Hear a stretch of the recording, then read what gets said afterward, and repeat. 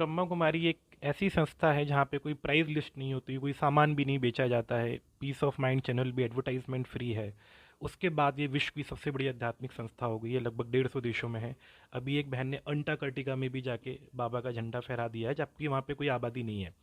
प्रश्न ये है, इतनी तेजी से ये संस्था दुनिया में जगह जगह तक पहुँच गई है, इसके पीछे मुख्य कारण क्या है?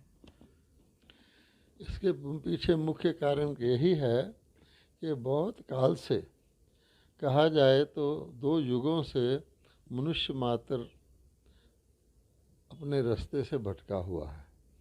और अर्थात भगवान ने जो बताया था, मूल का बात बताई थी कि तुम आत्मा हो, तुम शरीर नहीं हो। आज भी आप गीता पढ़ेंगे तो पहला पहला लेसन भगवान ने यही दिया है, जो गलती हमने की कि तुम आत्मा हो, शरीर नहीं हो, और हम अपने आप को शरीर मान के चल रहे हैं। जी। अब आप देखेंगे कि कई और धर्मों में भी कहा गया है कि एडम और ईव ने कोई मुख्य गलती की, जिस वजह से वो स्वर्ग से उनको नीचे आ गए। मुसलमान इस्लाम में भी कहा गया है, आदम और हवा ने कुछ ऐसी की जिस कारण से उन्हें जन्नत से धक्का दे दिया गया। तो बेसिक बात यह है कि कोई व्यक्ति अपने को शाश्वत आत्मा ना मानकर शरीर मान ले, उसी प्रकार से जैसे कोई ड्राइवर अपने आप को कार मान ले, क्योंकि शरीर तो माध्यम है। उस वजह से क्या हुआ है कि शरीर मानने से कितने दिन तक मनुष्य सुखी रह सकता है? अंदर तो काम करने वाली आत्मा ही है। आंखें नहीं देखती, आत्मा आँखों के देखती, ये तो कॉमन सेंस की बात है। कान नहीं सुनते, आत्मा सुनती है। तो जब मनुष्यों ने शरीर मान लिया तो फिर क्या हुआ कि मनुष्यों के अंदर 5 विकृतियां पैदा हो जाती हैं, जिसको हम काम, क्रोध, लोभ, मोह, अहंकार के नाम से जानते हैं।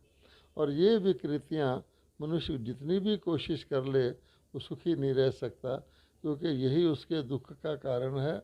और यही अगर आप गौर से देखेंगे, हर एक विकृति एक प्रकार की हिंसा है। तो इसलिए मनुष्यों ने फिर अपने तरीके से शारीरिक मानने वाला समाज तो था, अनेक प्रकार के प्रयत्न किए कि हम जीवन को सुखी बना लें। उन्होंने विज्ञान के द्वारा किए, शिक्षा के माध्यम से किए, कई प्रकार के किए, लेकिन फेल हो गए। अब जब वो देखते हैं कि हम हर प्रकार के प्रयत्न करने से व्यक्तिगत तौर पे, सामूहिक तौर पे, वैश्विक तौर पे हम सफल नहीं हो रहे और दुखी हो रहे हैं, तो जब ये आध्यात्मिक मार्ग भगवान ने आके सच्चा मार्ग बताया कि केवल तुम अपने आप को आत्मा मान के चलो, देखो तुम्हें कितना फ़र्क पड़ जाएगा। तो जिसने इसकी अनुभूति की, उसको इसमें बहुत एकदम से उसकी जीवन में पलटा आया है। इस कारण से अंधकार में जैसे रोशनी मिल जाए किसी को, ये समझता बहुत तेज़ी से फैल रही है।